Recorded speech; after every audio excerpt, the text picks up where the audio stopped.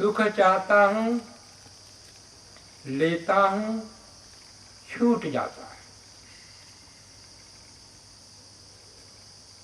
फिर पकड़ता हूँ, लेता हूँ, छूट जाता है। ज्यों-ज्यों लेता हूँ त्यों-त्यों तृष्णा बढ़ती है, फिर भी तृप्ति कभी नहीं आती।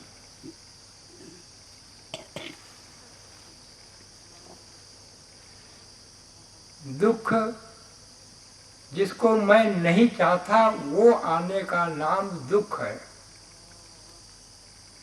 उसको मैं हटाता हूँ। मेरी चाह इतनी है मैं नहीं जानता,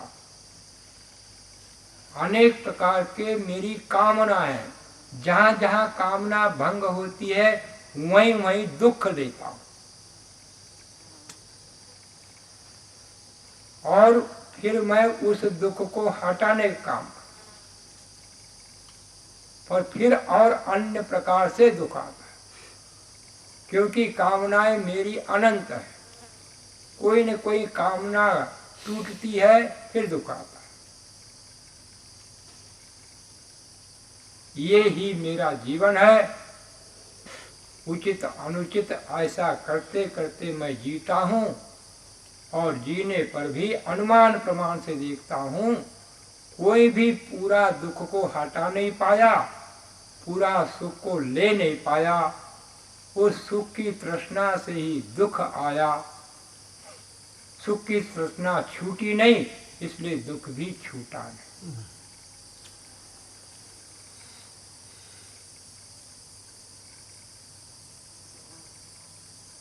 अब धीरे धीरे आंखें खोल लो और सामान्य हो जाओ।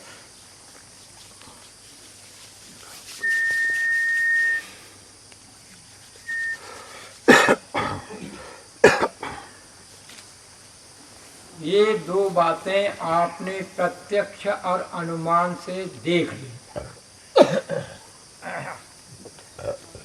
प्रत्यक्ष आपका अनुभव, अनुमान अन्यों के द्वारा देखा जाना। वो अनुमान से आप आज प्रत्यक्ष कर लो कि ये दोनों विधाओं से मैं कभी भी दुखों को निशेष नहीं कर पाऊंगा, न पूर्ण सुख ले पाऊंगा। इस गवेषणा का ये आपके पास प्रतिफल बनना चाहिए।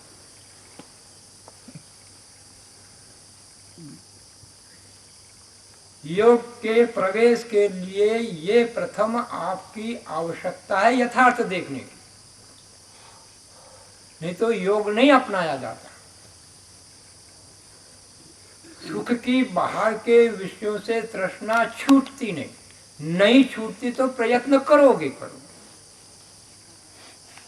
जब सुख दिखेगा तो प्रयत्न करोगे, इसमें गलती नहीं है आपकी। आपको दिखता है तो क्यों न लोगे, और वो छूटता है तो दुख होता है, दोनों आपको अनुभूत है। और कैसे आदमी दुख चाहे, कैसे आदमी सुख छोड़े, असंभव बात है।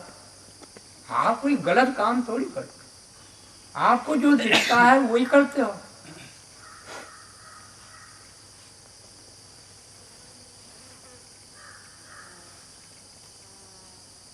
यदि सुख में ही वो दुख भी भरा हुआ है, फिर उस सुख को चाहोगे कि नहीं चाहोगे? नहीं चाहोगे। पर वो सुख के देखते समय दिख जाए। ये जो कोई भी पदार्थ जो आपको बहुत अच्छा लगता है, खीर है, हलवा है, रसगुल्ला है, गुलाब जामुन है, कोई पदार्थ जो आपको बहुत सुख प्राप्त कराता है, आप सामान्य व्यक्ति हो और एक वैद्य व्यक्ति है, विशेष जानने वाला। आप सामान्य देख रहे हो और बढ़िया दिख रहा है, दूसरे सब खा रहे हैं, मैं क्यों छोड़ूं, मुझे भी जब परोसा जा रहा है। और पूरी छूट दे रखी, तृप्ति से खाओ, भंडारा है, आपको कोई देना ही नहीं है, फिर तो और भी बेलगाम हो गई बात। अब जो विशेषज्ञ है वो देखता है कि इसमें विष मिला हुआ है और आज कुछ भी असर नहीं करेगा। आज नहीं, वर्ष भर भी कुछ असर नहीं करेगा। वर्ष नहीं, 2 वर्ष भी नहीं करेगा। 2 वर्ष नहीं, 10 वर्ष असर नहीं करेगा। पर 10 वर्ष के बाद ऐसा असर करेगा पूरे शरीर में लकवा हो जाएगा। अब बताओ वो खाएगा कि नहीं खाएगा? नहीं खाएगा। पर वो भी मुंह में रखेगा तो सुख ही लगेगा कि नहीं लगेगा? ये इंद्रियां तो वही दिखाएगी जैसा दिखाना है। आपको मीठा अच्छा यहाँ लगता है, उससे कोई जलन नहीं होती तो सभी को ऐसा दिखेगा। और मिर्ची सिर्फ बुरक दी जाए तो जलन होती है। ये कोई अलग अलग दिखाएगा किसी को? जीव जिसकी निर्दोष है वहां का अनुभव एक साथ है। ये अब संस्कार की बात। वो जो उसको भी दिख रहा है वो अच्छा है और उसको 10 साल की बात आज दिख रही है। किससे दिख रही है? ज्ञान से। और उसका वह अनुभूत ज्ञान है। उसने कितनों को 10 साल बाद मरते देखा। उसने कुछ खा के मरा नहीं अभी तक, उसको लगवा नहीं लगा। पर उसने कितनों को देखा है कि ऐसा उनका हुआ है, अपने पे नहीं लगा। तो वो लेगा कि नहीं लेगा? नहीं। पर जो वो सामान्य बैठे उन्होंने किसी को भी नहीं देखा कि कोई ऐसा लगवा लगा और मरा है। उन्होंने कहा सब बढ़िया रहते हैं। उसके आसपास जितने हैं वो 10 साल के बाद वाला उसने कभी देखा ही नहीं। 9 साल तक खूब देखा है। तो वो कहेगा ये बहका रहा है। क्यों ना कहेगा बहका रहा है? उसकी गलती क्या है भाई? आप ऐसा कहो तो मैं कुछ, मुझे झंझट नहीं है। मैं बहका रहा हूं ऐसा भी कहते तो मुझे झंझट नहीं है।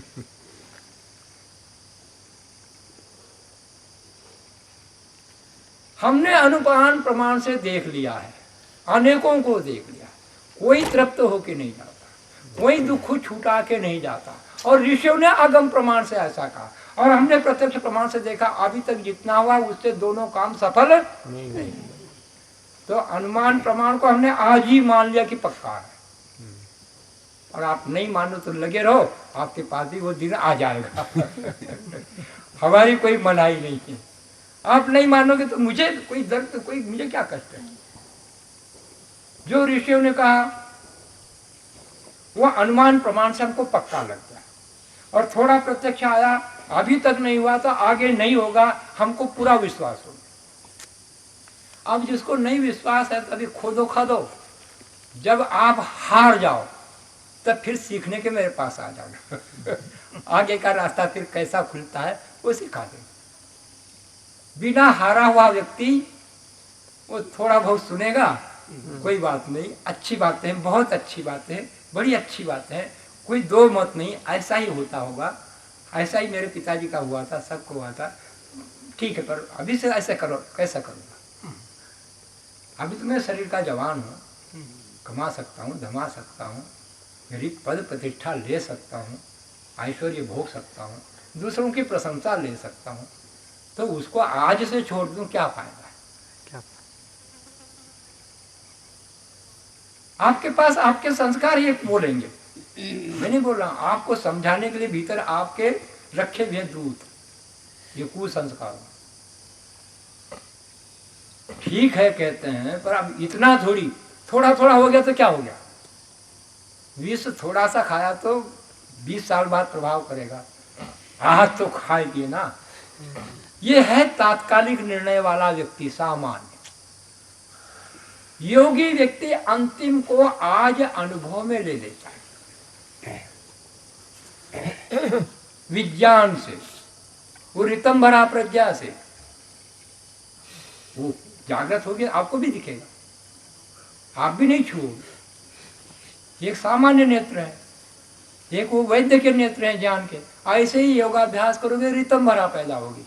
तुम जवान हो बूढ़े हो कोई मतलब नहीं है, आप स्त्री हो पुरुष हो कोई मतलब नहीं। आपको दिख गया बस, काम छूट गया। हम तो आपको सिर्फ दिखाने की इच्छा रखते, ऋषियों ने यही कहा। और देखने से आप यदि अपना मन चुराते हो तो आपका आप जानो क्या होगा। इसी संसार की बात है। बाद में मुक्ति मिलेगी मुझे नहीं मालूम, मैं पक्का आपको कोई रजिस्ट्री नहीं कर सकता इतने काल वहां रहोगे या नहीं रहोगे, परंतु यहां आप बंधन में रहोगे ये निश्चित से कह सकता। और यहां जैसा बताया जा रहा है ऐसा करोगे, यहीं पर आपको जो मुक्ति की बात समझते हो यहां अनुभव में आ जाए,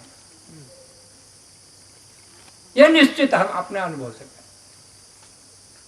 आपको लगेगा मैं निर्बंध हूं, अभी तो आप तो लगी नहीं रात बंद में हो, कौन बांधा है मेरे को, कुछ नहीं, कहाँ बंधा हो।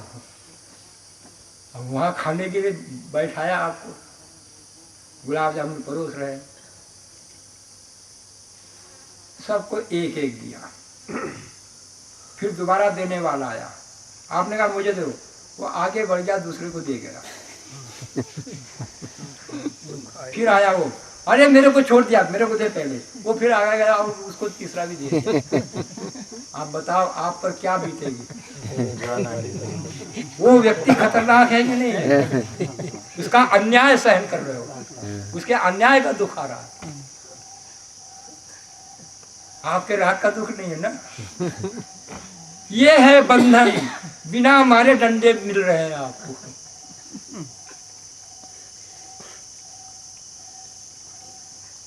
अरे मीठा ही खाना है, आपको यदि गुड़ दे दिया जाए जो हितकारी शरीर के लिए, वैसा मीठा दे दिया जाए और वो पदार्थ उनको बांट दिया जाता, आपको कोई शिकायत होगी क्या? नहीं, कोई शिकायत। जब ऐसा चित्त हो जाएगा, मीठा शरीर में जरूरत है, कैसा भी मीठा आना चाहिए, वो उससे मीठा जाता है, वो उससे मीठा, वो उससे मीठा, मुझे इससे मीठे से काम था, मुझे कोई शिकायत नहीं।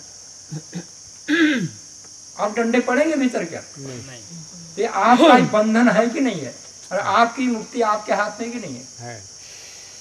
ये समझो भीतर की बात, कैसा बंधन कैसे मुक्ति, ये तो स्पष्ट समझ आ गया बंधन कि कैसा बंधन और कैसी मुक्ति। आपकी तृष्णा बंधन है और तृष्णा का छूटना मुक्ति। पर तृष्णा जब आपको लगेगी तो अग्नि है तभी तो छोड़ोगे, जब तक आपको लगेगी ठंडाई है तो क्यों छोड़ोगे? जब अग्नि को जो बुझा रहा है उसको आप पानी ही मानेंगे कि अग्नि मानेंगे? पानी मानेंगे। हाँ, तो आपको जब तीव्र संवेदना आ गई, मैं इस सुख को लूं, नहीं लूंगा तो ये आग लगी है, और तो आप लेते हो और सुख लग गया, तो आपके लिए पानी बन गया कि नहीं बन गया? आपको प्रत्यक्ष है भाई, आपकी कोई झूठ बात है क्या? आप जब वो पदार्थ को ले लेते तो आपकी जो अशांति है दूर होती कि नहीं होती? तो आपको मुक्ति का साधन यही मिल गया ना। आपको आगे तक कहाँ विचार आ रहा कि कल जो बढ़ा उसी कारण बढ़ा, परसों जो बढ़ा उसी कारण बढ़ा, ये कहाँ समझ आती? ये तो ध्यान से आई, ये तो ज्ञान से आई, ये तो ऋषि पद्धतियों से आई, और आएगी, आती है, झूठ बात नहीं। ऐसा ही करते हैं, आती जैसे मैं आपको बता रहा हूँ, और कोई तरीके से नहीं आएगी। आप ढाक ढूक के रखो उसको, 20 साल रखो, जब भी बाहर निकलोगे तो वैसे के वैसे हो जाएगा। खूब हमने अनुभव कर लिया। और उससे उत्पन्न होने वाले दुख, अर्थात वो सुख दुख में ही मिला हुआ है, नहीं समझे? थोड़ी सी समझ बनाओ, थोड़ा सा बढ़ो आगो। वो जो दुख आते हैं आपको, वो मन चाहिए कि खंडन होने के दुख है, दुख और कहीं अलग से नहीं है। वो जो आप चाह रखे थे उससे उत्पन्न होता है दुख। तो जो आपको चाह का दुख था, क्योंकि चाह भी सदा पूरी नहीं होगी, उससे भी एक दिन थक जाओगे ना, ले नहीं पाओगे, पदार्थ रहेंगे तो दुख आएगा, और अंत में तृप्ति भी नहीं होगे। तो इसको कहा कि ये संसार के विषय सुख में एक दुख मिला हुआ है, परिणाम दुख। ये देखना आ जाना चाहिए, और देख सकते हो। भगवान जी कहते हैं सत्य देखो, और सत्यमय होता हूँ, जहाँ भी होता हूँ सत्यमय होता हूँ। सत्य विद्या और जो पदार्थ विद्या से जाने जाते उन सबका आदि मूल जो जो आप सत्य के जानोगे वो भी परमात्मा का ही ज्ञान बनेगा आपको। सत्य से तो जानोगे, परमात्मा सत्य से जो जानता है वही सत्य होता है। आप भी सत्य को लगाकर कोई जानोगे तो परमात्मा के सहारे से जान रहे होते हो या नहीं जान रहे होते, तो परमात्मा को सीधा साथ लेकर काम करने में क्या दिक्कत है। ओम तो हुआ नहीं, गायत्री मंत्र तो हुआ नहीं, अरे भगवान को ही साथ में लेके चल दिया और क्या हुआ। सत्य को लेकर चलना का मतलब क्या है, ईश्वर को साथ लेकर चल रहे हो, उसके प्रकाश में देख रहे हो, उसके प्रकाश से देखोगे दिखेगी वस्तु यथावत जैसी उसको दिखती है। तो उसकी नजर चाहिए कि नहीं चाहिए आपको? वही है उसका अपने पास साक्षात करके देख लेना। वो सत्य को आप धारण करोगे तो परमात्मा का स्वरूप दिखेगा, परमात्मा बता देगा ये भाई ऐसा है। अब वो बताएगा तो आप उससे उल्टा काम करोगे तो आपकी हानि है कि भगवान जी की हानि? हमारी हानि। वो भी भगवान जी ने कह रखा है, भाई मेरे सहारे देखोगे और फिर मेरी बात नहीं मानोगे तो तुम्हारी बात मानोगे तो तुम्हारा फल पाओगे। और दूंगा मैं ही, करूँ क्या, मैं तुमको दुख देना नहीं चाहता।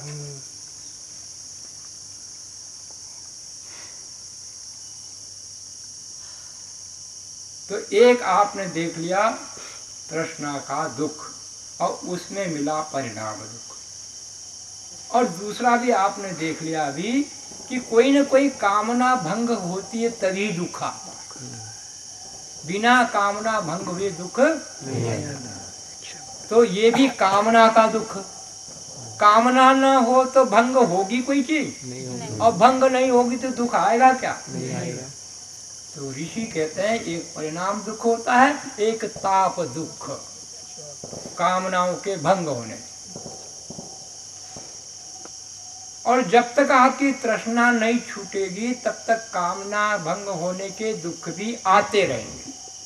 और आप दुख नहीं चाहते, सुख चाहते, और वो देखा नहीं, तो दुख को हटाने के लिए धर्म अधर्म उचित अनुचित सत्यासत्य जो भी उपाय अपनाओगे वो वही आपके लिए सत्य है कि नहीं है? जिस सत्य से आपकी सुविधाएं घटती है वो आपके लिए सत्य है क्या? नहीं। अरे सीधी सीधी बात कर लो अपने भीतर, तुम सत्य को वजन मत मानो। तुम्हारे लिए सत्य इसलिए वजन हो गया, क्यों? आपका प्रत्यक्ष का सुख हट रहा है तो वो सत्य किस काम का?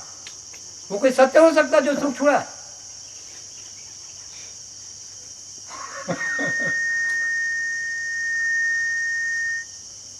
अब खूब कह गए वे दर्शन उपनिषद सब कुछ कहते हैं, वो मेरे को दिखता है मेरा सुख छूटता है इस सत्य से, तो मेरा सत्य मानो कि उनका सत्य मानो?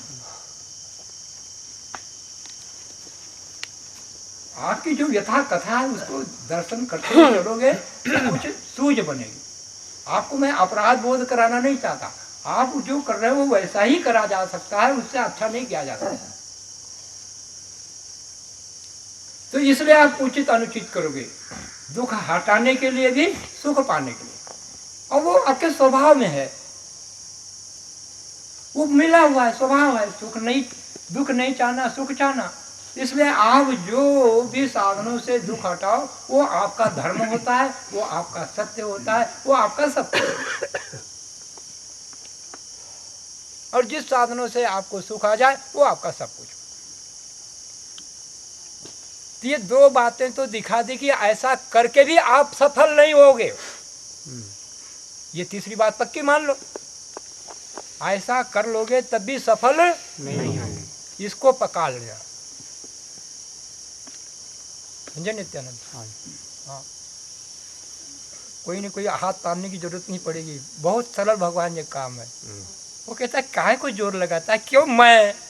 अरे मैं नहीं, मैं ही हूँ सब, तो मैं तेरे को दे दूंगा, तू थोड़ा सा मेरे पास खसका, मेरे सत्य को देख ले, तू जान रहा है वहाँ सत्य को ढूंढ ले, क्या सत्य। फिर अपने को किसी को भगाने की जरूरत नहीं, किसी से डरने की जरूरत। हमको छिपी हुई आग दिखती है फिर भी क्यों हाथ लगाएंगे? एक तो ऊपर की आग होती दिख जाती। पहले राजा महाराजा जो जमाना था ना, तो अपने यहाँ विष कन्याएं पालते थे, बड़ी सुंदर होती विष कन्याएं। उनको कोई स्पर्श कर ले तो विष का प्रभाव, उनको आलिंगन कर ले तो गया काम से। अब जिसको मालूम होगा विष कन्या है, बड़ी सुंदर है, हाथ लगाए क्या? नहीं। ये दिखना है ना भाई, तुम बाहर बाहर देखते हो, भीतर नहीं देखते हो, इसका प्रभाव क्या होगा? हमारी जो साधक है ना, उनको हमने ऐसे ही सिखाया। ये जो रूप में आकर्षण क्या है, आग में तितली अपने आप का प्राण करती नहीं, वैसा काम है। बिना आग के रूप आपको पास आएगा क्या? नहीं। तो आग में गिरोगे तो बच पाओगे क्या? नहीं। और बात ठीक है, उसमें है कहाँ दो मत। विषय ऐसी अग्नियां हैं, वहां से बचना कठिन काम है। तो दो तक तो आपकी पहुंच बना सकते हैं, बन सकती है, और इतना भी करो तो आप सावधान हो सकते हो। क्या सावधान हो सकते हो? दुख से, दुख नहीं चाहता हूं, इसलिए कम से कम इतना कर लोगे कि अब दुख हटाऊंगा तो धर्म से हटाऊंगा, सुख लाऊंगा तो धर्म से लाऊंगा। कम से कम अगली बार तो दुख नहीं भोगना पड़ेगा, फिर सुख ही सुख आ जाएंगे। क्योंकि धर्म का फल सुख होता ना, सत्य का फल सुख होता ना। इतने भी सुधार आ जाएगा तो बहुत अच्छी बात। क्या मैं सुख मिलेगा तो धर्म से होगा तो लूंगा, नहीं तो नहीं। दुख हटाऊंगा पर धर्म से होगा तो हटाऊंगा, नहीं तो नहीं हटाऊंगा। क्यों? कि अधर्म से मैंने दुख हटा भी लिया तो दुख तो रहेगा, फिर भी सुख मैंने अधर्म से पा लिया, फिर भी सुख रहेगा नहीं। जब दोनों रहेंगे नहीं, और अगला जन्म होना है,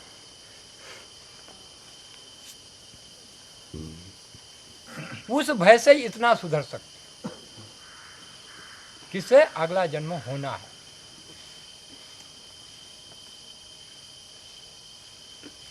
फिर भी आपके द्वारा मिश्रित कर्म होंगे, शुद्ध नहीं किए जा सकते। कुछ कुछ थोड़ा थोड़ा, ज़्यादा नहीं हो जाता है।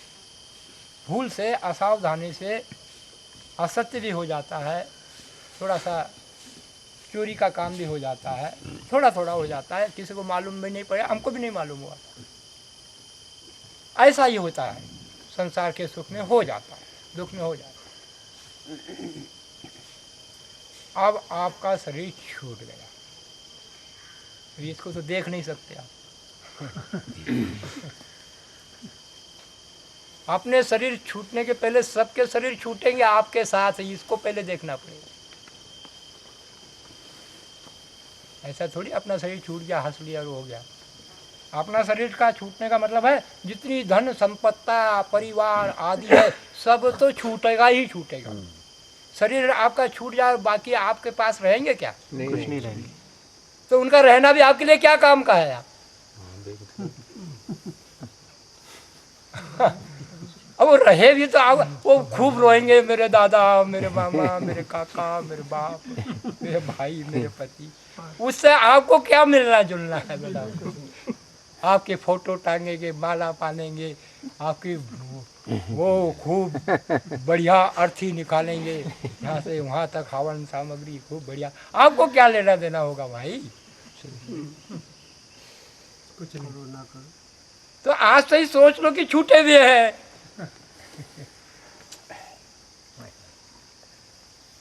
तो उनके लिए भी आधर्म करूंगा, ऐसा भाव छूट जाए।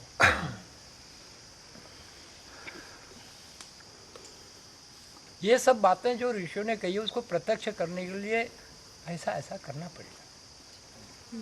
फिर देखते मला फिर कैसा जाता है। नहीं, मैं तो ये मालूम है, फिर भी ऐसा हो जाता है। ऐसा कैसा होता है? हो ही नहीं सकता। फिर कहोगे कि मेरे को वहाँ भूल गया था इसलिए ऐसा हो गया, मैं थोड़ा सा ऊपर देख लिया इसलिए खड्डे में कर गया। कम से कम अपने सुधार की गुंजाइश रखोगे। दूसरे ने धक्का दिया इसलिए गिर गया, वो ठीक है, दूसरे ने धक्का दिया पर मैं कमज़ोर था इसलिए गिर गया। सीधा सीधा अपने पास आ जाता। योगाभ्यास से सीधा अपने में लगा रहता है, उसको फुर्सत ही कहाँ है दूसरे पास जाने का।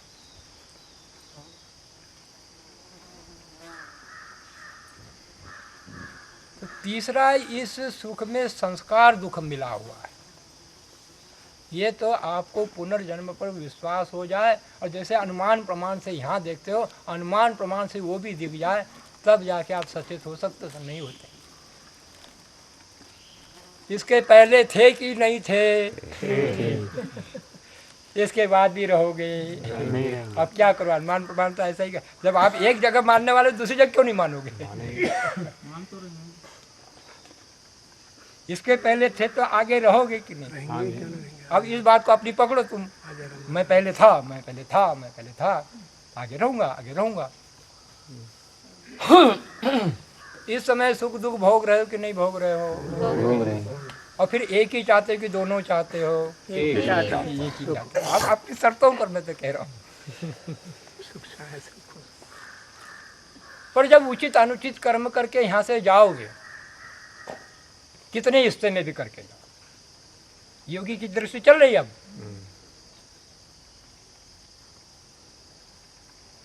तो आप जब जाओगे तो उन कर्मों का फल भोगने के लिए फिर आना पड़ेगा कि नहीं आना पड़ेगा? आना पड़ेगा। फिर दोनों मिलेंगे कि एक मिलेगा? दोनों मिलेंगे। दोनों मिलेंगे तो फिर आप ऐसा ही धंधा करोगे कि नहीं करोगे? सुख चाहने के लिए उचित अनुचित फिर वापरोगे, दुख हटाने के लिए उचित अनुचित कितनी मात्रा फिर वापरोगे। निश्चित है, निश्चित है, निश्चित है, उसमें क्या संशय है?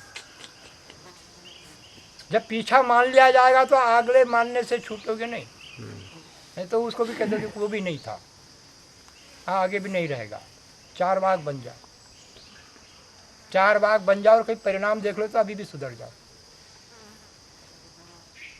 परिणाम देख लो कि आखिर ये मेरा होगा, तड़पता जाऊंगा, विकराल, जितनों जितनों से सुख लिया सब छूटेंगे। हाय हाय। स्वामी जी ने वहाँ शिविर लगाया था, जब हमने ये बात को उभार के बताया तो माताएं, वो एक माता तो घबरा गई। एक माता अच्छी साधिका थी, वो आती थी, वो कही पहली बार मैंने सुना आपको, मैं आप में बह गई, अपने को ठहरा नहीं पाई। अब मैंने दूसरी बार मैंने कहा मैं पक्की बन के अब आगे बैठता हूँ, कैसे बहाएंगे? अपने प्रभाव नहीं, मेरा प्रभाव आ गया। अब आया वो अपने डरता है, आगे बैठी, फिर भी बह गई। वो बोलते आपके पास कुछ है सिद्धि, हम तो बहा देते हो। बोले बहा देते तो तुम्हारी कहानी तुम्हारे साथ लग जाती तो बहना पड़ता है।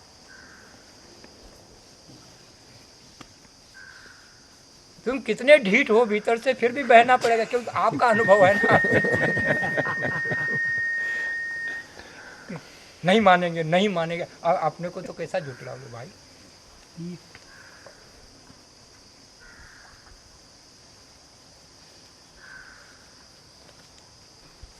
तो जब योगाभ्यासी वहां तक का देखता है, ये तो सदा ही चक्कर लगा रहेगा। फिर वही कुछ भी कर लेंगे, शरीर में आएंगे, जरा व्याधि मरण तो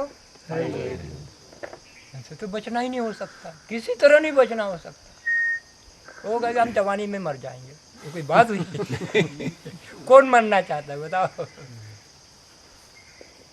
कोई भी नहीं चाहता, बुरा भी नहीं चाहता, बिल्कुल नहीं चाहता, चाहे कितना दुख आ जाए, नहीं चाहता।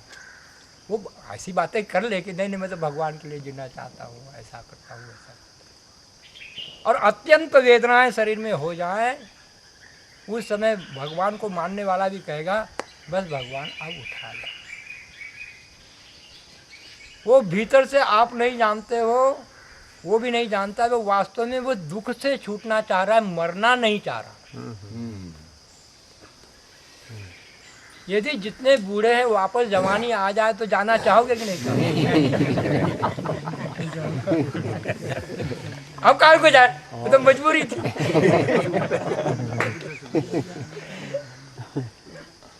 है दुनिया ऐसी, क्या है, ये सच्चाई है।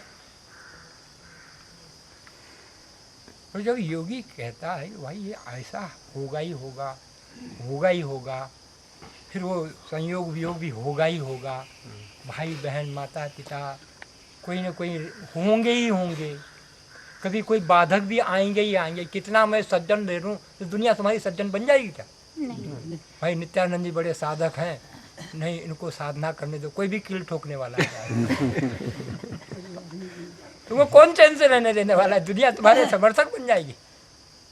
दयानंद जी सरी का कितना अच्छा आदमी, किसका क्या बिगाड़ा, और 16 बार जहर दिया, तो उनकी नज़र में अच्छा आदमी था क्या? नहीं।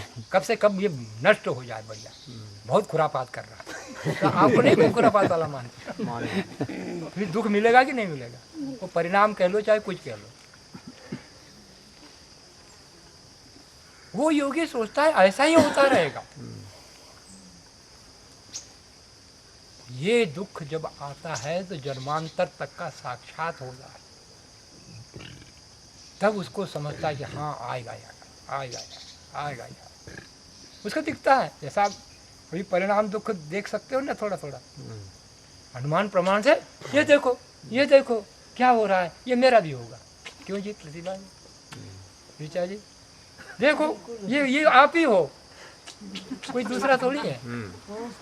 आज देख लो तो आज से ठीक ठाक, नहीं देखो तो होना तो है ही। ये परिणाम दुख को तो यहाँ देख सकते हो अनुमान प्रमाण से खूब, और थोड़ा जोर लगाओ तो ये संस्कार दुख को भी देखो। पर उस समय और कोई का ध्यान नहीं रहेगा, वही ध्यान रहेगा। अपने दुख को छोड़ने का ध्यान कर रहे हो, काहे का ध्यान कर रहे हो? कहीं वहाँ मन लगाने कोई लगाना है, कहीं ऐसी बात है? भगवान पे लगाना है कोई? आपके दुख को छोड़ने पे लगाना है। और भगवान ने यही कहा तेरे दुख को देख ले, नहीं तो छोड़ने की हिम्मत नहीं तेरी होगी दुख को भी। तेरे सुख को देख ले, सुख की तो छोड़ने की हिम्मत है ही नहीं ना। सुख को छोड़ने की हिम्मत नहीं है। वो कहता सुख में ये है जो मैं कह रहा हूँ ना, ये इसी में है, इसको देख ले, फिर सुख भी छूट जाएगा तेरा। फिर क्या करेंगे? हाय हाय, वही ना दृष्टि आ रही, अब और आगे आई। एक माता जी थी, बड़ी अच्छी साधना वाली, कॉलेज में प्रिंसिपाल थी, फिर छूटा था। हमारे साथ खूब वार्तालाप होता रहता। क्या करे, करते करते करते करते अंत में एक बात उन्होंने पूछी। अब पूछ तो सकता है ना आदमी, अब मैं शब्द में बता तो सकता हूँ ना। उन्होंने कहा स्वामी जी वो भगवान का आनंद क्या होता है? मैंने कहा वहाँ सुख भी नहीं होता ना दुख भी नहीं होता, जड़ होता। मैं नहीं ऐसा चाहती एकदम नहीं, ऐसा थोड़ी जड़ बनना है कि मुझे न सुख न दुख। आपको कल्पना ही क्या है भगवान जी की, बताओ। आपका सुख तो तैरता रहता है ना हमेशा, उस सुख को देखा कहाँ आपने? वो दुख छूट जाए तब मालूम पड़ेगा सुख क्या होता है, उसके पहले कैसे मालूम पड़ेगा? एक चीज को मुंह से पूरा निकाल लो, मुंह को पूरा स्वच्छ कर लो, दूसरी चीज की परीक्षा तो तब होगी। अब इसी के साथ उसकी परीक्षा करा दो तब मैं इसको छोड़ दूंगा। कौन कराएगा दुनिया में ऐसा? सब ऐसे बहुत से भगत मिलते हैं, एक बार हमको करा दो ना। अरे मैं तो आपको आज ही पूरा करा दूं भाई, तो छोड़ तो सही इसको। नहीं इसके साथ पता नहीं वो मिले न मिले। आपको संशय, आप देखो ना भीतर से, कम से कम मेरा अभी का भी छूट जाए, वो पिछला भी वो कुछ नहीं मामला में तो ऐसे ही हो गया निर्धन। इसलिए हमारे प्रचारक लोग ये कथानक कहते हैं, बड़े अच्छा कहते हैं। चींटियों का स्वभाव मीठे पर जाना कब होता है? नमक पर कभी चींटियां देखी आपने? कभी नहीं देखी। तो एक चीनी का पहाड़ था, वहाँ चींटियां वास करती थी, परंतु भ्रमण के लिए तो निकल सकती है ना। वो भ्रमण के लिए निकली, एक दूर तक गई भ्रमण के लिए, तो समुद्र के किनारे पहुंच गई। वहाँ नमक का पहाड़ था, वहाँ भी चींटियाँ थी। उन्होंने कहा ये मेरी जाति की है, क्या कर रही हैं? उन्होंने सबको जाके, अरे ये क्या हो रहा है? नमक एक थोड़ी खाने में सफ़ेद सफ़ेद दिख रहा था, क्या? अरे चीनी खाने की चीज़ है अपनी, चलो मेरे पास, मैं चीनी के पहाड़ से आ रहे हूँ। सब एक दूसरे से देखती, क्या पागल बना रही है हमको, हमारा भी छूट जाएगा, वहाँ चीनी का पहाड़ नहीं मिला तो। एक प्रतिनिधि बड़ी मुश्किल से सब मिलके तैयार किया।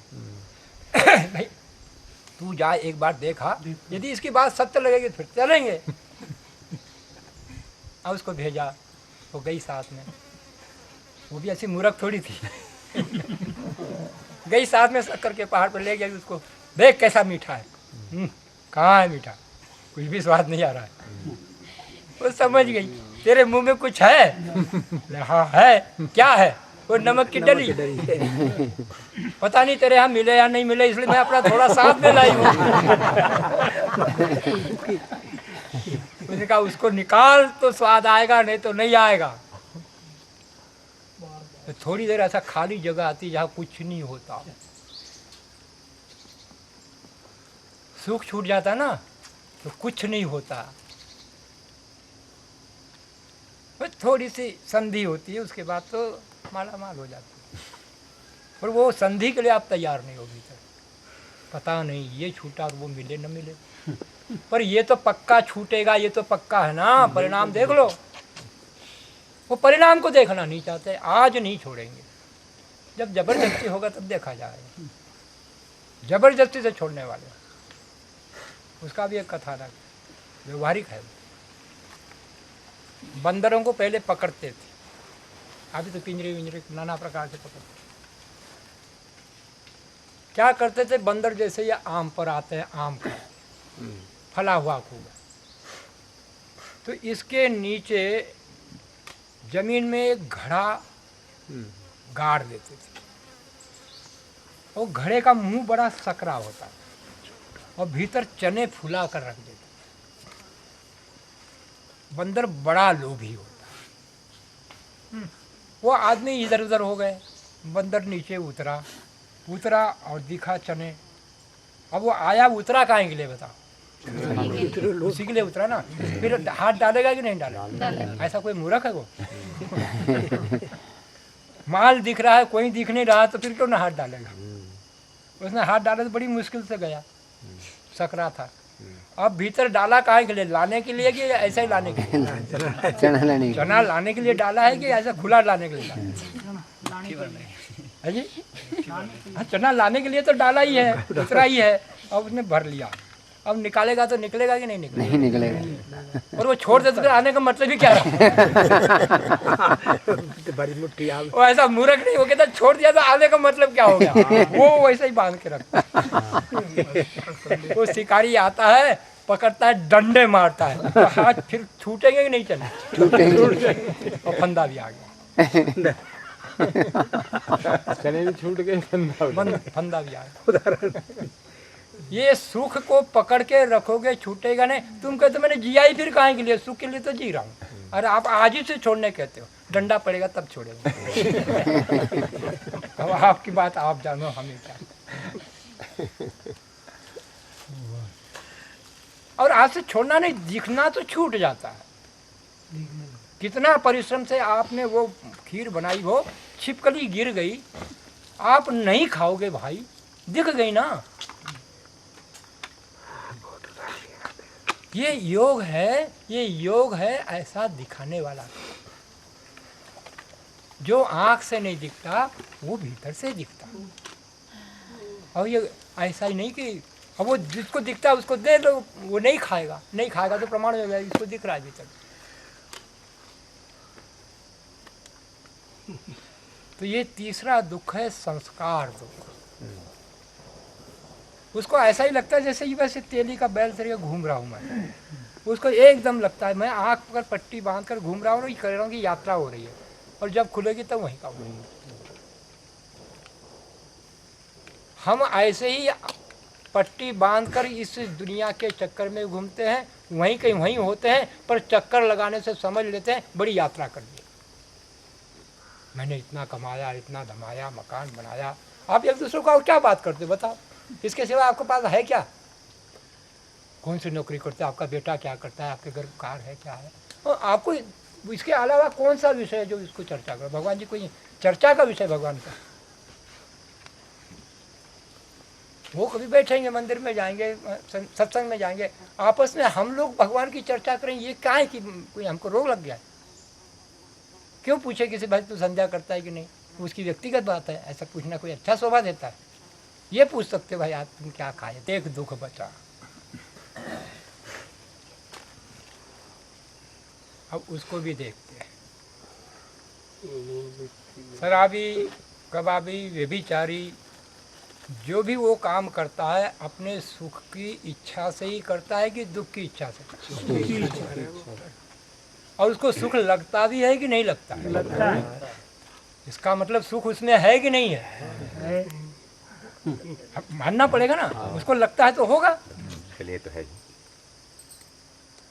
एक व्यक्ति शराब ये सब छोड़ दिया, व्यभिचार छोड़ दिया, पर अपने घर में अपनी मिठाइयाँ खाता है, लाता है, अपनी पत्नी के साथ संयोग करता है, आराम से सोता है, एसी वगैरह लगाता है, किसी की चोरी नहीं, किसी की डकैती नहीं, किसी से झूठ नहीं।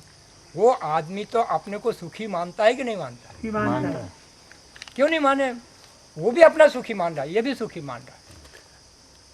एक भजन करता है, पूजन करता है, घर छोड़ रखा है, संध्या करता है, समाधि लगाता है, तो उसको भी सुख आता है कि नहीं आता है? भले ही उसका पता न हो आपको, पर सुन तो रखा है समाधि में बड़ा आनंद है। और आनंद समाधि एक तो लिखी हुई है। तो बताओ, अपने अपने जहाँ जहाँ जो सुख प्राप्त हो रहे हैं उस सुख को कोई छोड़ना चाहेगा क्या? नहीं छोड़ना चाहिए।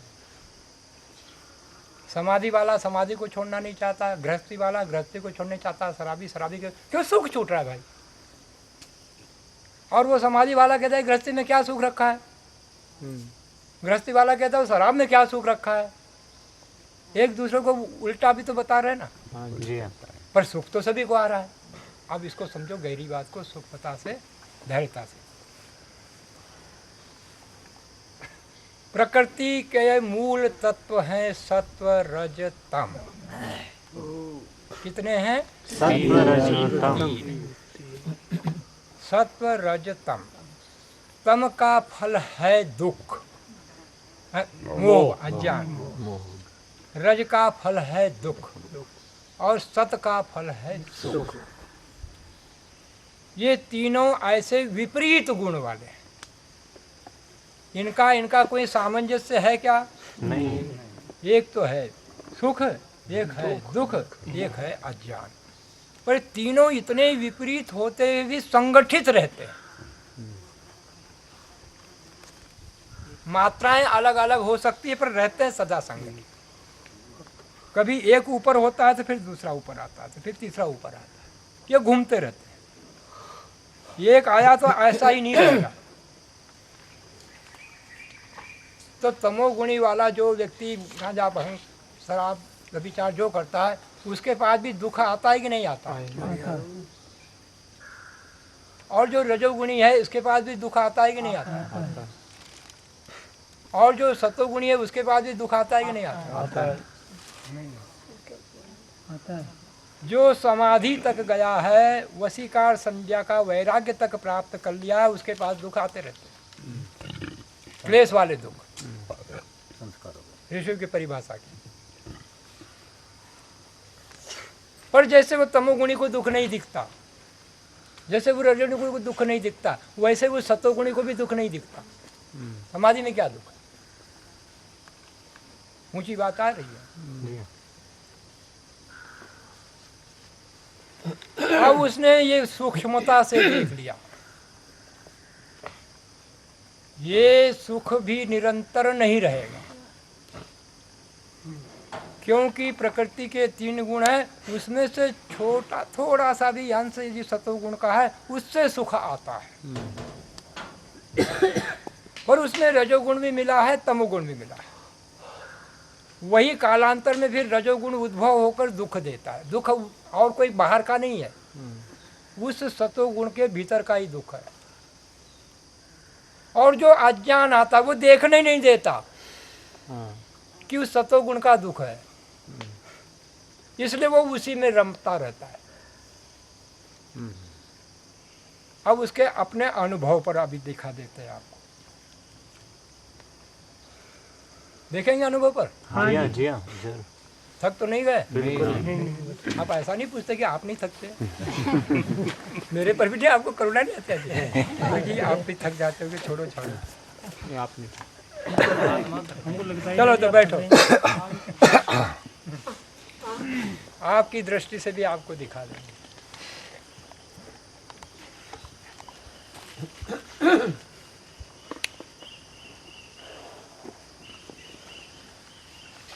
स्थिर शांत शरीर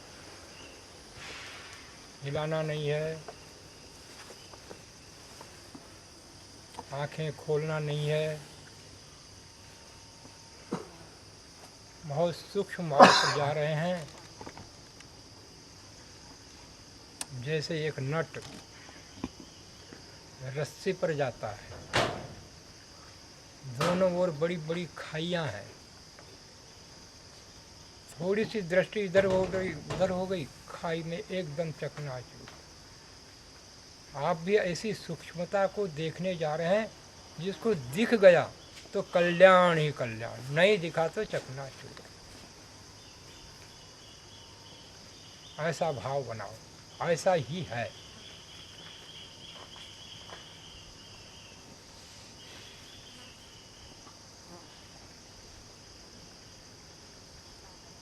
आपने सुख लिया है,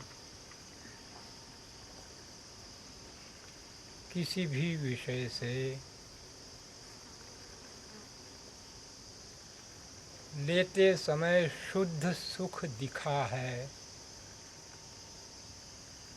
तभी आपने लिया है। शुद्ध सात्विक भोजन होता है, आप लेते हैं, पर उस शुद्ध सात्विक भोजन में पत्थर हो, बाल हो, तो आप लेते भी जब आता है तो बाहर निकालते हो। ऐसा कुछ भी सुख लेते समय कोई पत्थर लगता नहीं, कोई बाल लगता नहीं, शुद्ध सुख लगता।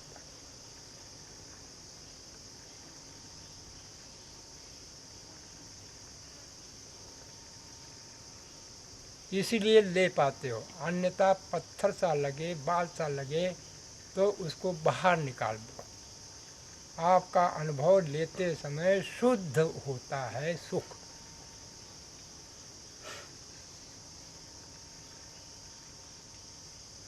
देख कर कभी भी कोई दुख को ग्रहण नहीं करता। आपका जितना ज्ञान है उसके अनुसार आपको पूरा शुद्ध सुख दिखता है, आप लेते हो।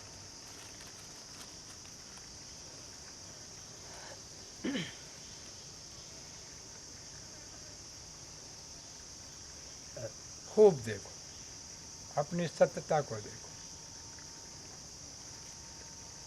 कोई आप अपराधी नहीं हो, आपके ज्ञान से जैसा दिखता है वैसा करते हो। आप कुछ गलत नहीं किए अभी तक, कुछ बुराई नहीं है। आपको शुद्ध दिखता है, ले लेते। कंकर पत्थर बाल आदि सा लगे तो आप निकाल दो। आपको लगता है शुद्ध,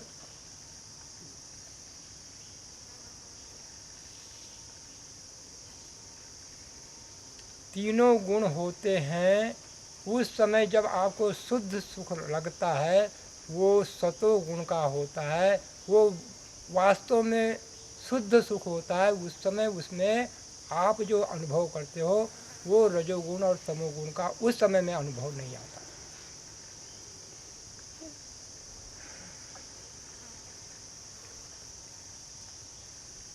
जैसे ऊपर किसी पदार्थ में मीठा हो, बीच में नमकीन हो, नीचे कड़वा हो, आप ऊपर जीभ लगाएंगे तो मीठा ही मीठा लगेगा।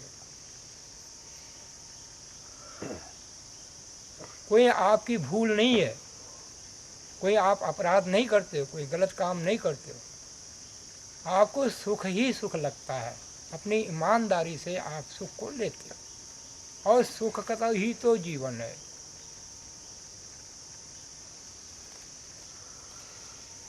पश्चात उस सुख के विषय को जब आप बाहर देखते हो, उसकी चर्चा सुनते हो, व भीतर उस पर ध्यान करते हो, उस सुख से बने हुए संस्कार राग से तृष्णा उठती है। वो आप देख नहीं पाते। तृष्णा को देखते हो, राग नहीं देख पाते। सुख लेते लेते ही राग बना था, पर उस समय वो बनने वाली प्रक्रिया आपके ज्ञान में नहीं आती। अब तृष्णा उठी तब भी ये ज्ञान नहीं है वो सुख लिया था, उससे राग बना था और उसके से ये तृष्णा उठी है। एक तृष्णा आपको भिन्न अलग दिख रही है, उससे सुख का कोई संबंध नहीं।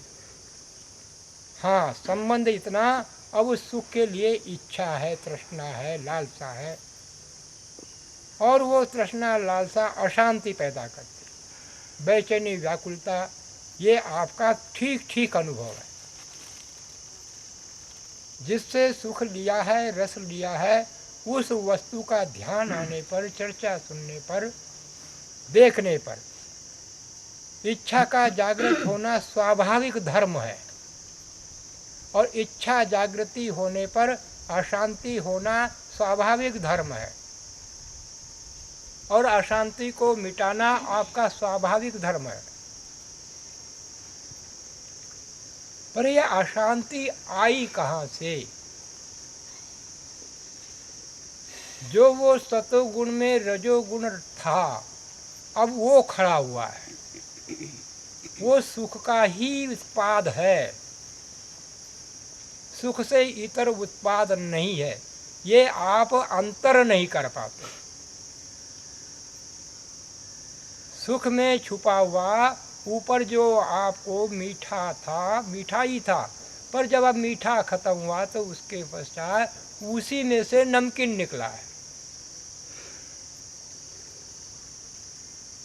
ये जो अशांति आ रही तृष्णा के कारण, ये उसी सुख के राग संस्कार से निकला है, वो रजोगुण का प्रभाव है। आप यहाँ भूल कर रहे हो। आप समझते हो इसको हटाऊं, और हटाऊं किससे? उसी सुख से। जिस सुख ने यह अग्नि जलाई, उसी से इस सुख को, इस दुख को बुझाऊंगा। अर्थात कहीं अग्नि लगी और बुझाने के लिए पानी चाहिए, आपने घी डाला, तो घी डालोगे उस समय उसकी लौ कम हो जाएगी, पर उसके बाद पहले की लौ की अपेक्षा बढ़ जाती है। आपने यहाँ देखा कि बुझाना है, बुझाना है, उसी सुख से बुझाया। ये है तमोगुण का प्रभाव। हमेशा असफल रहे हो, फिर भी सफलता की कामना से उस सुख को ले रहे। ये भी उसी सतोगुण के सुख में राग, उसी के सुख में, सुख से उत्पन्न ये अशांति रज, और उसी के से उत्पन्न फिर मैं सुख को लेकर के शांत हो जाऊंगा, ये तमोगुण का प्रभाव।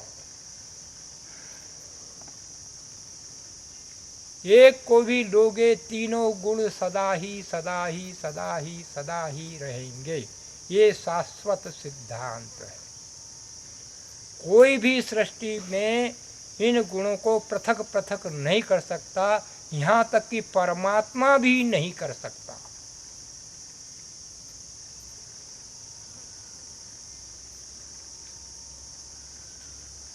अब आपने यहाँ के सुख में एक दुख देखा परिणाम,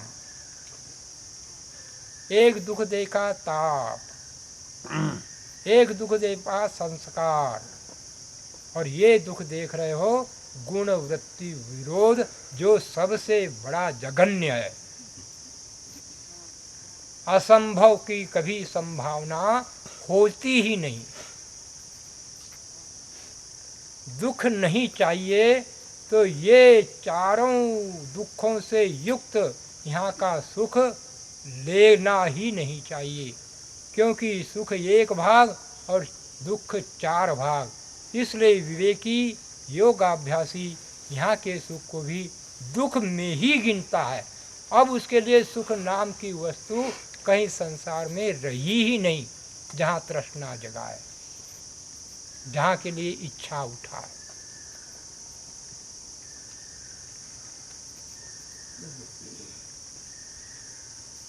देख लो ये तीनों गुणों को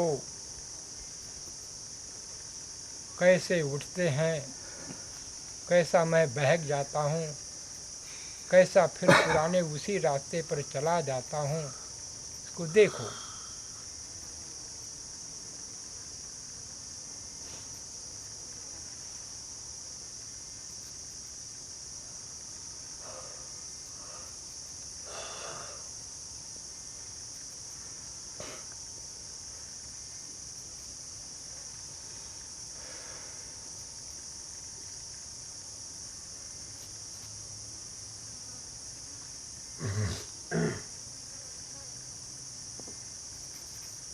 सुख की इच्छा से विषयों को ग्रहण किया तो दुख सागर में ही निमग्न होना पड़ेगा।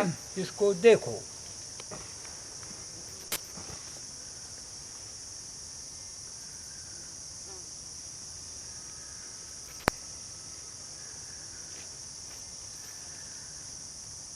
औषध तुल्य तो ये अमृत का कार्य करता है, और सुख की दृष्टि होने पर ये विष बन जाता है।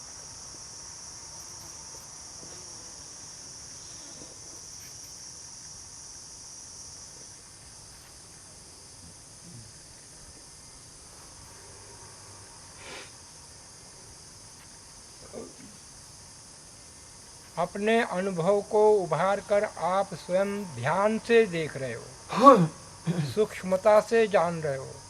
किसी और के द्वारा बताई हुई बात नहीं है। आपका अनुभव भी कहीं मिल रहा है तो ठीक है, वो भी ठीक है, पर ये तो मेरा ही अनुभव है।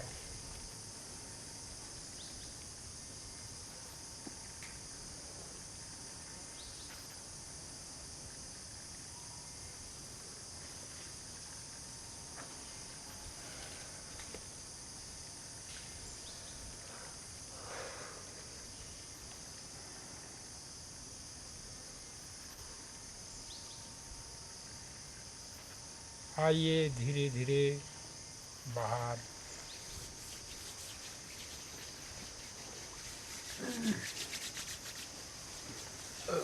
आँखों को धीरे धीरे खोलें, सामान्य हो।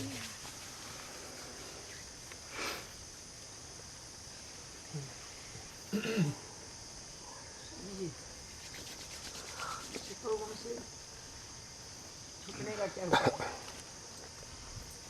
गुण चलता रहे तो छूटा कैसे जाए इससे?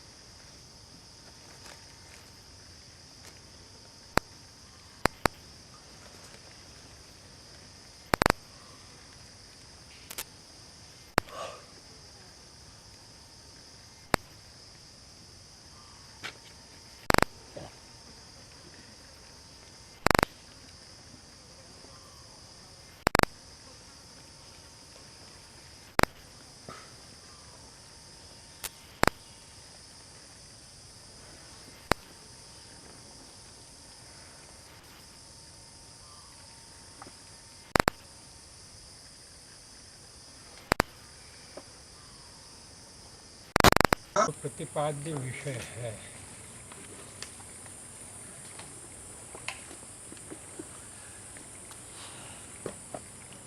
वह योग है।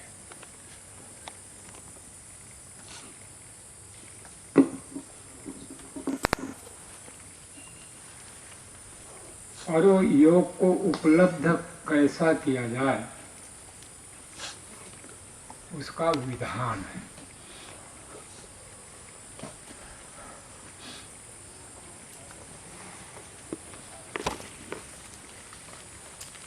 जो 4 पाद हैं उसमें से थोड़ी थोड़ी बात आपको बताई है।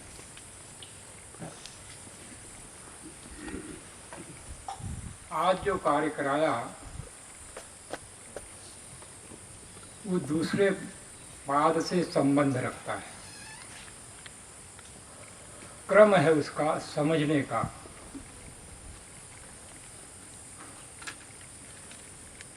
सिर्फ उसको थोड़ा सा स्पर्श करते हैं।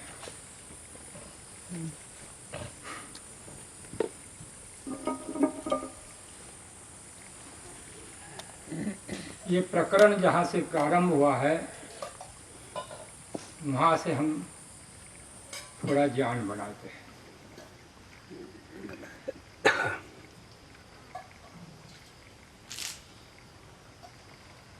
जो अभी हम भोग रहे हैं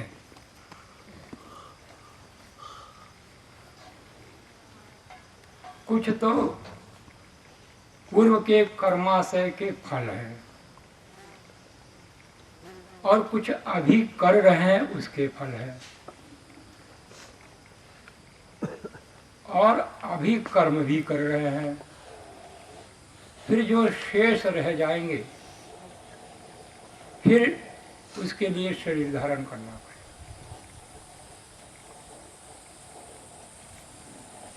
कर्मों का प्रारंभ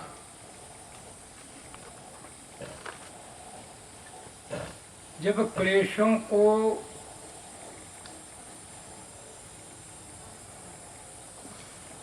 जो हमने बना रखे हैं उनकी प्रेरणा से करते हैं, वो कर्माशय बनाते हैं।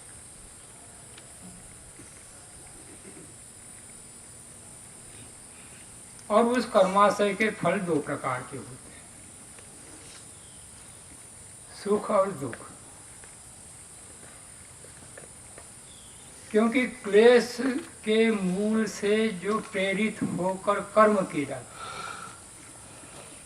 वे कर्म 2 प्रकार के होते हैं, शुभ अशुभ व पुण्य पाप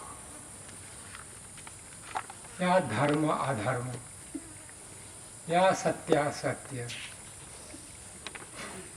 और आज आपने देख लिया जो भी व्यक्ति संसार के सुख को शुद्ध सुख मान करके भोग करेगा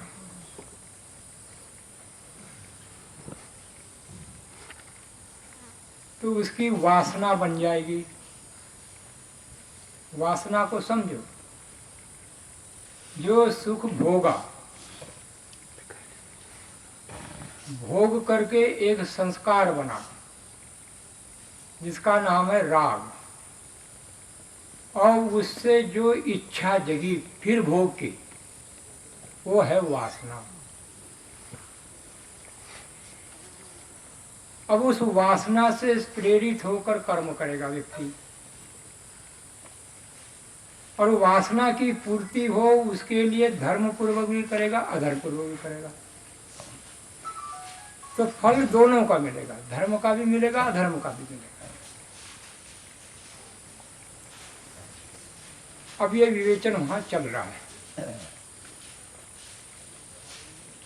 अब योगाभ्यासी का कार्य यहां से प्रारंभ हो। जो योगाभ्यासी नहीं है वो यहीं तक का ध्यान रखता है, क्योंकि संसार के सुख को सुख मानता है और दुख को दुख मानता है, तो सुख अधिक चाहता है दुख कम चाहता है। इसलिए वो फिर शुभ कर्म अधिक करेगा अशुभ कर्म कम करेगा, सावधान रहेगा।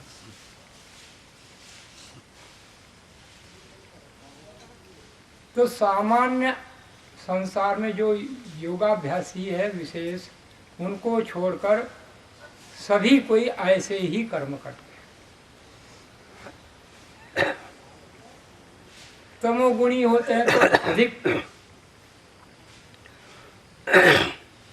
तमोगुण से प्रभावित होकर कर्मों को करते हैं। रजोगुणी होते हैं तो अधिक रजोगुण से प्रभावित होकर कर्मों को करते हैं। सतोगुणी होते हैं तो सतोगुण से अधिक प्रभावित होकर करते हैं।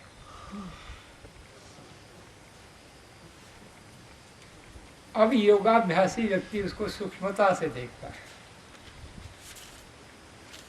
और वो देखना आज आपको दिखाया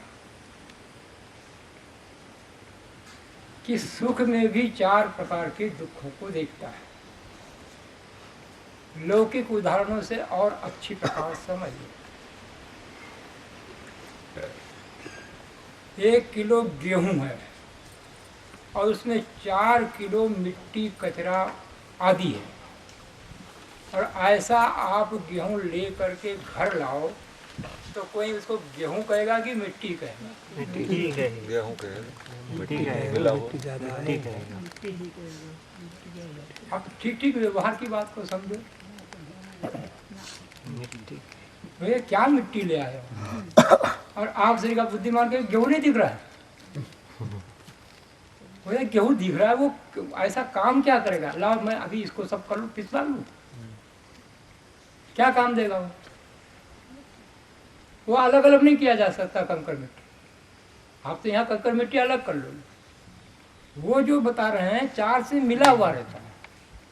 मिले हुए को आप छांट नहीं सकते, उसको समझो। दूध में पानी। उसको भी विधियां होगी तो कोई छाट सकते हैं।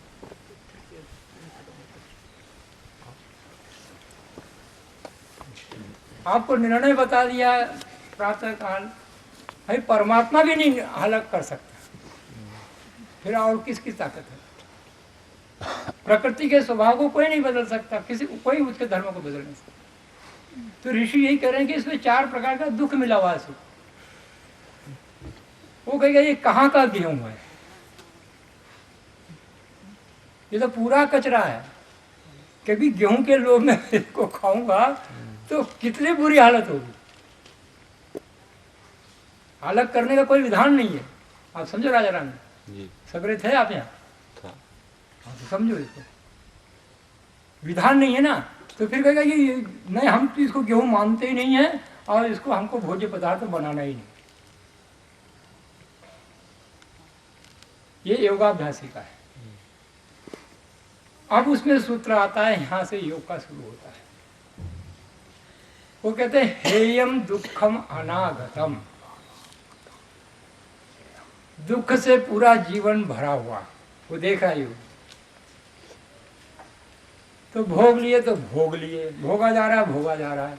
आगे भी इनकी लाइन लगी हुई है।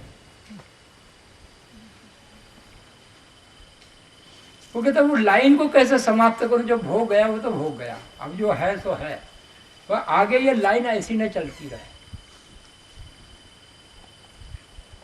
तो दुख के मूल कारणों को जब तक नहीं समझेगा, दुख को हटाएगा कैसे?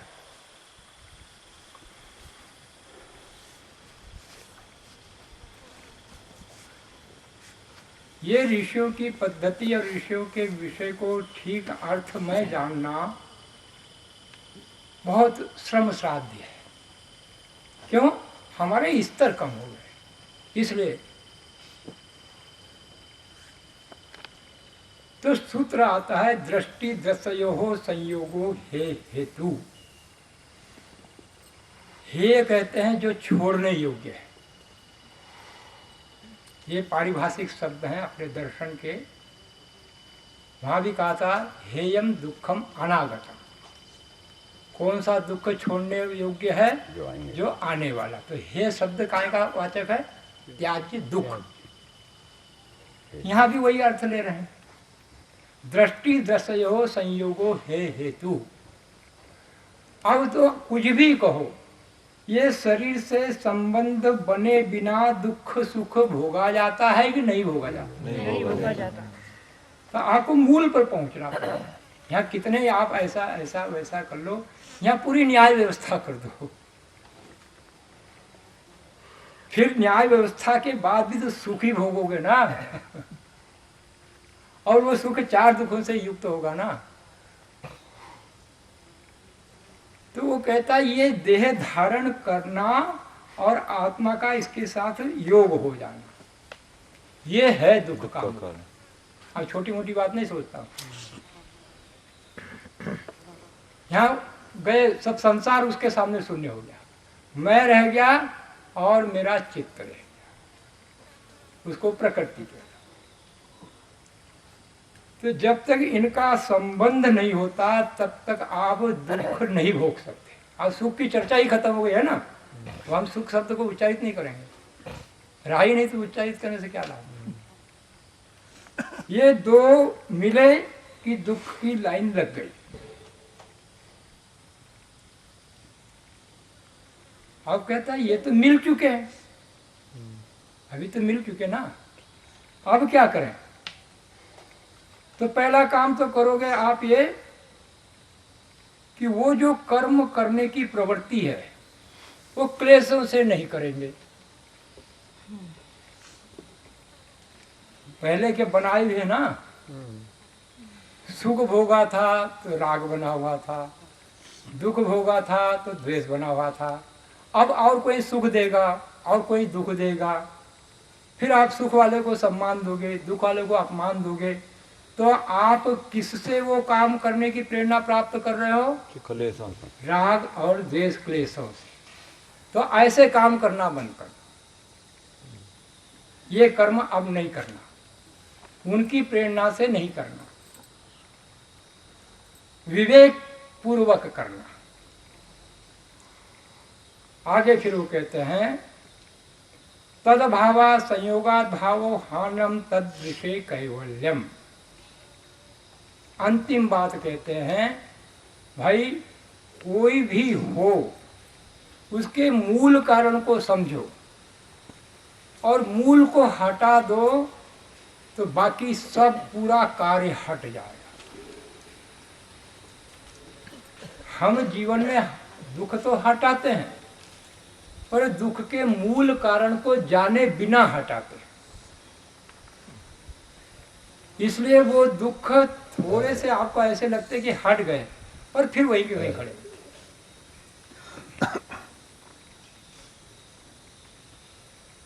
तो कह रहे दुख का जो मूल कारण है, तो अब मूल कारण कौन सा आया था आपका?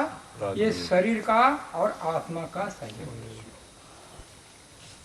तद भावा संयोगात भावो हानम तदृशे कैवल्यम। जब आत्मा इस शरीर का संबंध न बनाएगा तब ही पूर्ण दुखों का विच्छेद हो नहीं पाएगा। जब तक शरीर धारण करता रहेगा तब तक दुख भी साथ में लगे रहेगा। अब शरीर भी है साथ में, दुख भी है साथ में, तो छोटा उपाय क्या है? शरीर को नष्ट कर दो, ये कलेशों को नष्ट कर दो। ऐसा व्यक्ति सोच लेता है। जितने आत्महत्या है ना, वो बस यही प्रेरणा है। आत्महत्या करना छोटा सा काम नहीं, बहुत बड़ा काम।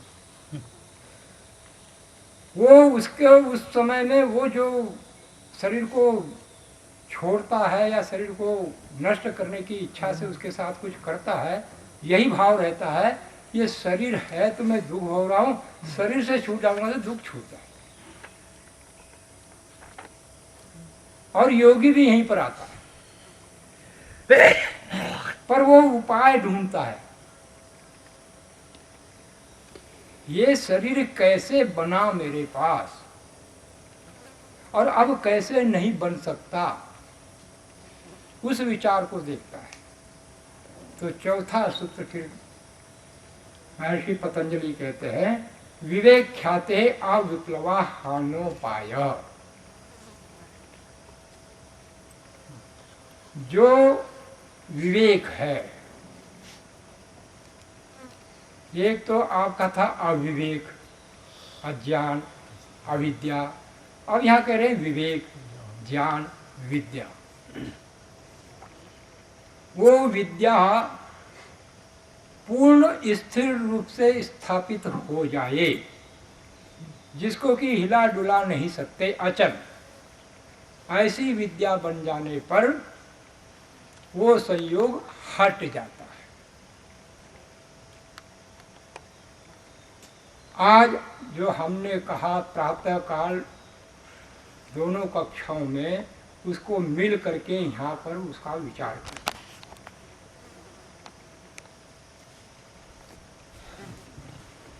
एक होता है विवेक, शाब्दिक, बौद्धिक, ऊपर ऊपर।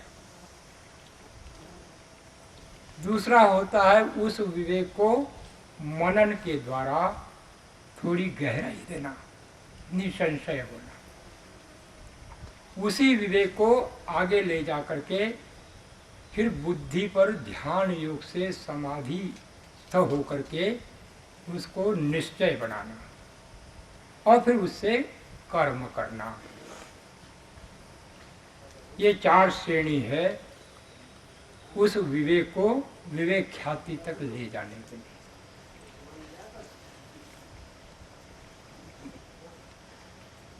तो आज जो आपने किया, शब्दों के साथ अनुभव को उठाकर उसका ठीक ठीक ज्ञान बना कि नहीं बना? बना। थोड़ा देख ले।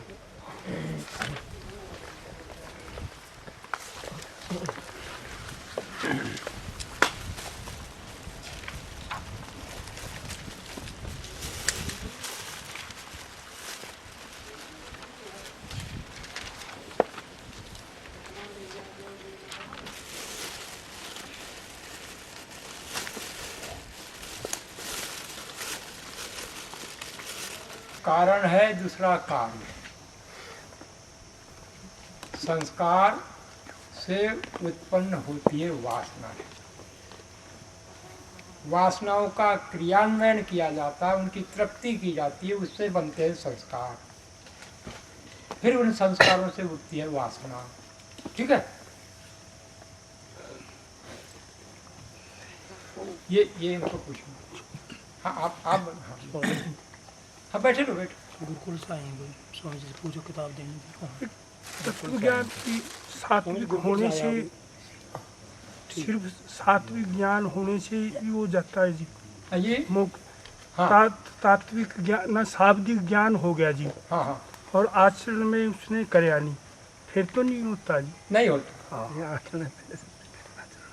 जैसे आपको प्यास लगी और जल से प्यास बुझती है, तो किसी ने कागज लिया और जल लेकर आपके हाथ में दिया, तो प्यास बुझेगी कि नहीं बुझेगी? बताइए, प्यास बुझ जाएगी ऐसे जल शब्द से? नहीं। तो शाब्दिक ज्ञान से नहीं होगी। नहीं, वो पदार्थ जो जल है उससे ही प्यास बुझेगी। तो वो पदार्थ का नाम है तत्व ज्ञान। सूर्य के होने पर अंधकार नहीं रहेगा, और जब सूर्य स्थिर हो जाए तो कभी भी अंधकार नहीं आएगा। तो वो तत्व ज्ञान होना एक बात, फिर तत्व ज्ञान का स्थिर अचल हो जाना दूसरी बात। वो तत्व ज्ञान होगा तो पता चल गया कि इससे दुखों का छूटना हो जाएगा, फिर अंधेरा हो गया, तत्व ज्ञान विस्मृत हो गया, असावधान हो गए, तो फिर दुख आ गए। तो जब वो स्थिर हो जाता है, दृढ़ हो जाता है, तब फिर दुखों से छूटना, बंधन रहित होना और मोक्ष की प्राप्ति। ये हाँ स्वामी जी, सुखों के संस्कार और दुखों के संस्कार। सुखों के संस्कार तो दृढ़ होते हैं। क्या होते हैं? दृढ़ होते जाते, मजबूत होते जाते, यानी अधिक उधर हमारा आकर्षण होता है। लेकिन जो दुखों के संस्कार हैं वो इतने दृढ़ नहीं होते कि हम उनसे छूटने का उपाय करें। वो इतने दृढ़ नहीं दिखते हैं जितने सुखों के संस्कार दृढ़। आपकी भाषा को आप समझ नहीं रहे हो। सुख भोगा, उसके बाद तृष्णा जगी, तो अशांति हुई कि नहीं हुई? हुई। तो दुख ही हुआ ना हुआ? दुख ही हुआ कि क्या हुआ? अशांति से दुख होता है कि क्या होता है? सुख होता है? नहीं, दुख होता है। हाँ, तो फिर आप घमासान तो कर देते हो उसको पछाड़ने के लिए, पूरा बल लगाते हो, दुख को सहन ही नहीं कर पाते। तो दृढ़ इसी चक्कर में तो होता है जो सुख का संस्कार है, आप उस दुख के हटाने में उसको दृढ़ करते हो, और दुख को बिल्कुल पसंद नहीं करते। दुख से तो इतना ज़्यादा आपका वैर भाव है, उसकी बात सुनी तो आप सुनने की तैयार हैं, पर वो पैदा कहाँ से हुआ? वो सुख में से हुआ है, ये नहीं जानते आप। दुख का संस्कार भी दृढ़ है, अर्थात दुख न लेना, ये बात और पक्की है।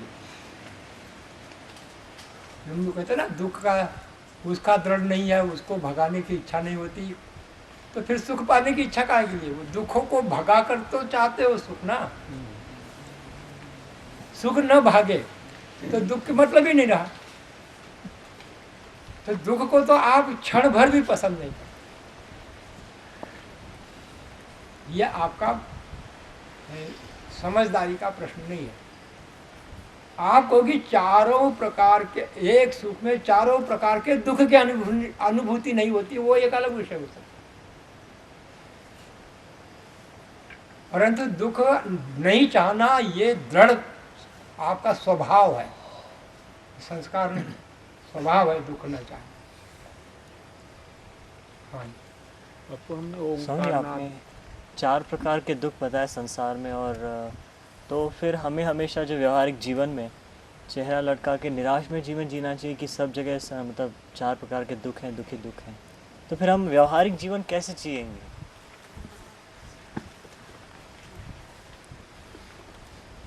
आप प्रकाश में क्या शिथिल होकर बैठ जाते हैं कि मार्ग चलते हैं?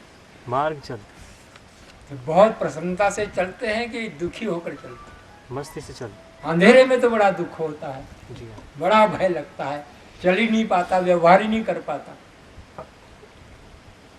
तो जब विवेक होता है ना, तो प्रकाश होता है, व्यवहार भी बहुत अच्छा करता है। वैसा व्यवहार कोई कर ही नहीं सकता जो राग और द्वेष से मिला हुआ है। क्यों?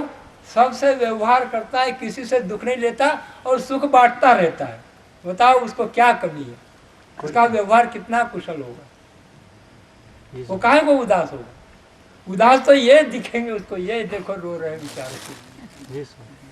और मैं इनके ये रोने को कैसा बंद करूं, बड़ा उत्साह आता है। अभी तो आप कुछ लोगों से व्यवहार करते हो जो सुख देते हैं, उस समय आप दोनों से बढ़िया व्यवहार करो, क्योंकि आप देख रहे हो। वो तो अभी नहीं देख रहे हो, तब समझते कि तभी दुखी दुख दिख रहा है। अरे वो दिख गया दुख के, उसके बाद दिखता है कि सुख ही सुख है। जी अनुभूति है। तो वो दिखता नहीं, और अभी जो स्थिति है उससे सोच रहे, इसलिए ऐसा लगता है। स्वामी जी कर्म, क्योंकि दुख दिखता ही कहाँ से है? ज्ञान से। जी। और ज्ञान का जो प्रभाव है, उस प्रभाव से आप इस अज्ञान को हटा लेते हो, तो आपके पास सम अवस्था रहती है, अर्थात प्रसाद युक्त रहता है। और प्रसाद युक्त व्यक्ति बहुत कुशलता के साथ सबसे व्यवहार करता है, बिना दुख लिए। जी, ये बात है बस। स्वामी जी, इधर से जो संस्कार है, और वो संस्कार के बाद अगर हम उसे कर्म में अनुष्ठान नहीं करते, परिणित नहीं करते कार्य में, ज्ञान होने के बाद में, तो जो संस्कार रह गया वो दग्ध बीज हो जाएगा या प्रसुप्त अवस्था में हमेशा के लिए रहेगा।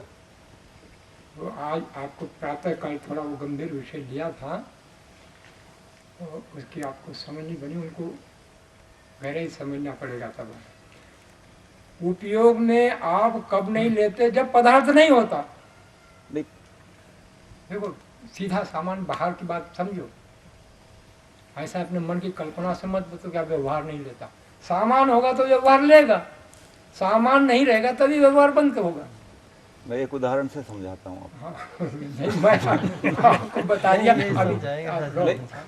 अभी थोड़ी बात उनकी समझ मुझे मैं समझाऊँ, आप मुझसे समझो। कुछ सुख ऐसे हैं जैसे भोजन का सुख है, भोजन हमने किया तो उसके साथ सुख जाएगा।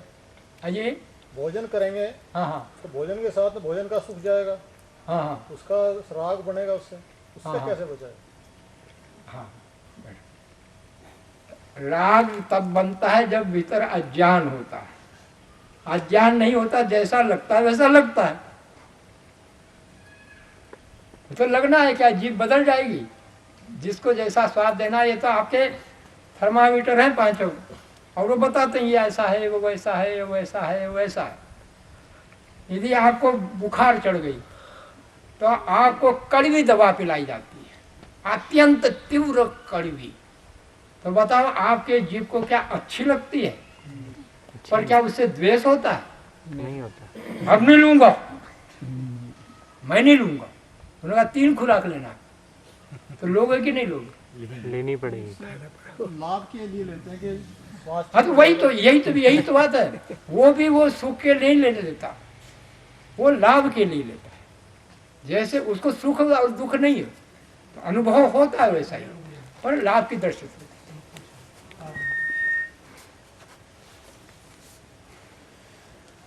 हाँ, बापू वो ओंकार की ध्वनि के बारे में पूछना सबको एक बार सिखाएं, उसको कैसे मतलब अंदर से तरंगित करते हैं।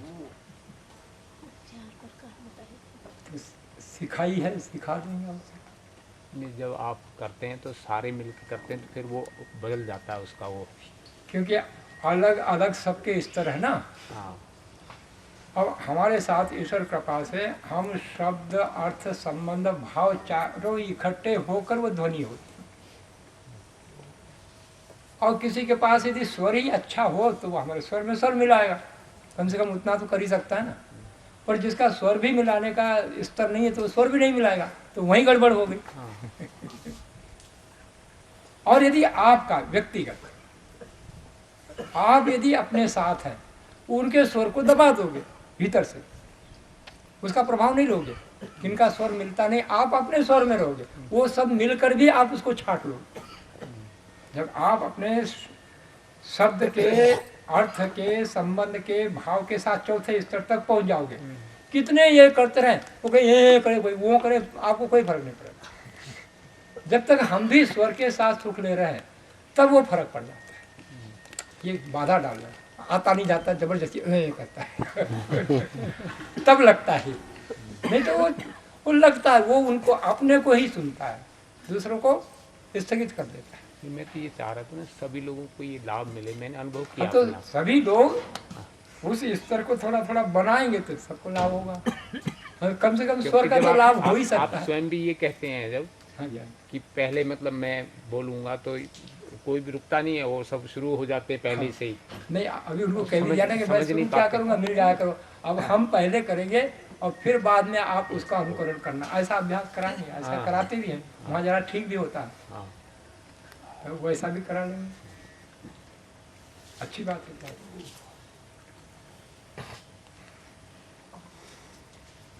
तो स्वामी जी मेरी बात तो हल हुई हाँ है हाँ, भाई। नहीं आपकी काहे की मैं कह रहा जी, मैं ये मानता था अब तक कि ये सब संसार, चुप हो गए इसलिए आप बोल सकते हो। हाँ, मैं अब तक ये मानता रहा कि ये जो संसार है, जो ये संबंध है, नित्य है। लेकिन मुझे ये ज्ञान हो गया कि निश्चित रूप से कि ये तो सब संबंध अनित्य है, ये संसार भी अनित्य है। तो एक जो वो संस्कार पड़ा हुआ था मेरा, वो फिर भी रहेगा या वो समाप्त हो, मतलब वो फिर भी कभी उभर सकता है या वो समाप्त हो जाएगा। ये सबका सब बता दिया, पर अब जितना सामर्थ्य है उतना ही तो समझ पाओगे। बता तो दिया सब कुछ, पर जितना सामर्थ्य है उतना समझता है व्यक्ति, तो उसको समझो। इसको बहुत सा समझना पड़ेगा ना। आपका पहला जन्म कौन से कर्म के संस्कार से हुआ होगा, इसके विषय में आप उत्तर दो मुझे। कोई ऐसा जन्म होगा ना जब पहली बार आपने लिया, कि ऐसा नहीं तो होगा? कभी हुआ ही नहीं, कभी तो नहीं। फिर क्या उसके पहले और था? बिल्कुल, ये तो अनादि है आत्मा। अच्छा, फिर कभी मुक्ति भी हुई है कि नहीं हुई? मुक्ति तो अब स्वामी जी कहना पहले नहीं, आप मत बोलेंगे। क्यों हुई है कभी?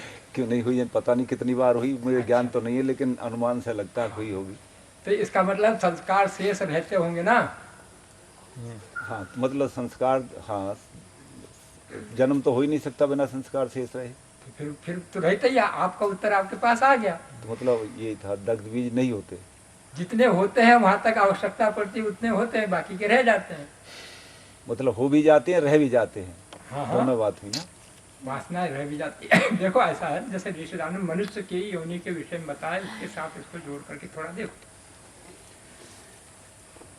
जब पाप और पुण्य समतुल्य होते हैं तो सामान्य मनुष्य का जन्म होता है, एक बार।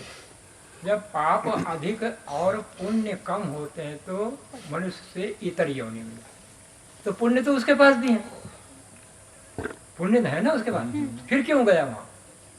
वो दबा दिया, पापों ने उसको दबा दिया। तब तक, कब तक दबा के रखेगा? जब तक उसके पाप और पुण्य बराबर नहीं है। बराबर होगा फिर यहाँ आ जाएगा। अभी भी तो पाप तो है, फिर कैसे मनुष्य में आ गए? और आप दोनों सम हो गए, इसलिए आ गए। तीसरी स्थिति, जब पुण्य अधिक होते हैं, पाप कम होते हैं, तो श्रेष्ठ मनुष्य का जन्म होता है। तो पाप तो अभी भी चिपके हुए हैं, पर उन पापों को दबा दिया पुण्य ने और श्रेष्ठ मनुष्य आ गया। ऐसे ही आपको जन्म देने वाले संस्कारों का एक पुंज होता है, और आज साथ साथ में जब योगाभ्यास करते हो तो जन्म न देने वाले ऐसे निष्काम कर्मों का भी पुंज बनता जाएगा। जिस समय इनका पुंज इस पर भारी पड़ जाएगा, उस समय वो दब जाएगा उतने काल तक परमात्मा की व्यवस्था से, पर रहेंगे भाई आपके साथ। तो वो फिर आपको, वो जब काल आपका समाप्त हो गया, फिर वापस मनुष्य शरीर को मिलेगा, ऐसा है। आज जी हमें फिर एक योगाभ्यासी ये सब जानने के बाद उसका क्या उद्देश्य होना चाहिए? मतलब व्यवहारिक, जैसे हमने अभी जाना तो हमें लगता है कि हमें नौकरी नहीं करनी चाहिए, या फिर हमारा क्या उद्देश्य होना चाहिए, हमारे क्या करना? तो आपको शुरू से ही अभी कुछ बना ही नहीं तो क्या? देखो, शुरू से ही बनाता है व्यक्ति उद्देश्य, बाद में थोड़ी बनाता है। जी हाँ, नहीं पर योगाभ्यास, योगाभ्यासी तो आपको इसको समझो, आप दुख भोग रहे हो। जी हाँ, और आपके पिताजी, माताजी, भाई, बंधु, संसार भी दुख भोग रहा है, देख रहे हो। जी हाँ, आप सुख भी भोगते हो, और आप ये भी देखते हो सुख भी सबको अच्छा लगता है। जी हाँ, और आपको, आपने देखा कि इसमें तो सुख में चारों प्रकार के हैं, जी सर, और इन लोगों को कोई पता नहीं है। जी हाँ, ये सुख को बड़े आनंद से भोग रहे हैं। अब आप चाहते हो कि मैं इनको सुखमय करूं, जी तो पहले आपको सुखमय होना पड़ेगा, जी सर, दुख से रहित होना पड़ेगा। जी तो आप दुख रहित इसलिए होना चाहते हो कि सबको सुख में लाओगे, जी सर, और दुख रहित इसलिए होना चाहते कि सबके दुख छुड़ाओगे। तो प्रोग्राम तो पहले से बना हुआ।